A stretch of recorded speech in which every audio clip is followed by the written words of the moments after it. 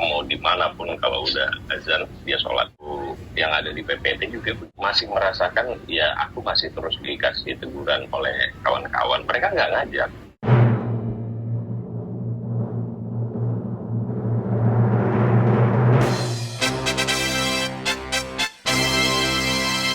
Perubahan yang jelas aku nggak bisa nilai diriku sendiri ya. Aku banyak malu sama kawan-kawan kru yang memang anak-anak lighting, anak-anak emang mereka benar-benar bekerja sambil berdoa gitu. Jadi malunya itu mereka nggak pernah bolong sholatnya gitu loh. Banyak banget itu kita kena ada di tempat syutingan gitu. Berkali-kali sebenarnya udah kena teguran itu gitu. Buat aku sebenarnya melihat salah seorang yang memang perubahan drastis dan itu bukan lagi sesaat, itu Bang Tio gitu. Ya kebetulan aku kemarin bareng sama dia di Bali gitu. Yang dia mau di pura, mau dimanapun kalau udah azan dia sholat. Yang ada di PPT juga masih merasakan ya aku masih terus dikasih teguran oleh kawan-kawan. Mereka nggak ngajak, mereka melakukan aku ke toilet tiba-tiba di situ berjamaah zuhur asar gitu kan malu sendiri ya. Dan mungkin PPT 18 19 kayaknya aku bisa gitu sih. Aku merasa ya kalau perubahan di diri itu aku serahkan ke orang lain. Aku serahkan ke anak istriku yang melihat aku di rumah. Aku nggak tahu apa yang berubah dalam diriku. Yang jelas bahwa aku bersyukur dan aku menikmati setiap jerih payah, tenaga, pekerjaan yang aku lakukan gitu. Makanya yang selalu aku jadikan itu berdoa. Berdoa itu aku mungkin paling khusyuk di antara orang-orang lain. Karena aku mensyukuri kepercayaan yang diberikan kepadaku. Dan yang mensyukuri aku masih diberikan kesehatan dan bisa menjadi salah seorang yang memberikan pesan kepada orang-orang lain. Jadi doa sebelum syuting itu kadang-kadang ada orang yang santai-santai, kadang-kadang sambil apa. Kalau aku enggak, aku kadang-kadang bisa saking khusyuknya itu meneteskan air mata kadang-kadang. Karena itu momen di mana aku bersyukur gitu.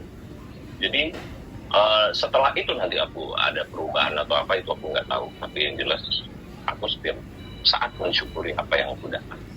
Berat ya. Semua berat sih. Hafalannya panjang-panjang. Kan kalau memang sudah terbiasa itu niatnya nggak pernah mau menghafal kan. Pokoknya baca lagi. Nah, kadang-kadang yang saya pikirin itu ketika misalnya ini kan karakternya si Debbie ini lumayan kompleks. Kalau orang melihatnya dia kayak muka Rambo hati Rinto gitu. Yang penulisnya ini dulu ya dengar namanya Olo Panggabean, itu preman di Medan.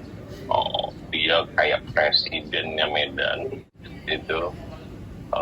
Pernah satu waktu dia marah dan tiba-tiba mau nembak. Pas waktu mau ditembak, terus anggotanya ini bilang, Bang Olo, kirim salam dari mama buat abang. Itu langsung berubah Olo Panggabean dan langsung memeluk dia, melulung gitu. Nah, karakter itu yang memang dihadirkan di sini lewat Debbie. Ada kompleksitas antara karakter orang yang keras dengan perasaan yang ada di dalam. Ternyata aku nggak tahu ya bahwa kita tahu ya tokoh yang paling dekat sama kita yang nggak bisa kita lupakan itu Naga Bonar gitu. Dia berani gitu kan dengan akal-akalannya. Tapi kalau udah ngomongin mama, dulu gitu kan gitu. Nah, ini aku memainkan karakter itu harus maksimal kan. Dan yang kuhadapi itu kadang-kadang satu scene dengan si naga benar-beneran itu yang membuat kadang-kadang kan Bismillah, Bismillah, mudah-mudahan apa tiap tiap adegan-adegan ini bisa bisa berjalan dengan sesuai karakternya tanpa ada tambahan atau apapun dari teksnya sesuai lah. Itu jadi berat semua menurut aku. Kalau untuk Debbie ini gimana sih, tiap hari marah-marah mulu, meja mulu gitu. Yeah.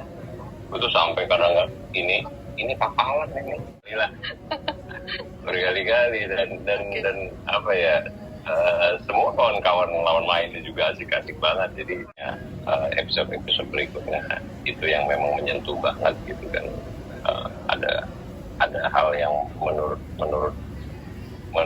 aku gitu, kejahilan si penulis ini menghadirkan tokoh Debbie yang ketika dia mengingat mama itu udah melupakan segalanya ya, persoalan hal-hal yang ada di luar dia duniawi itu lupa, dia hilang udah kalau dia udah ngomong mama.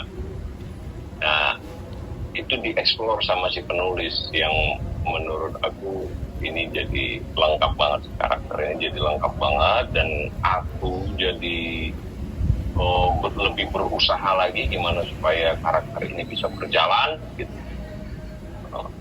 Jadi nggak ada yang gampang sih.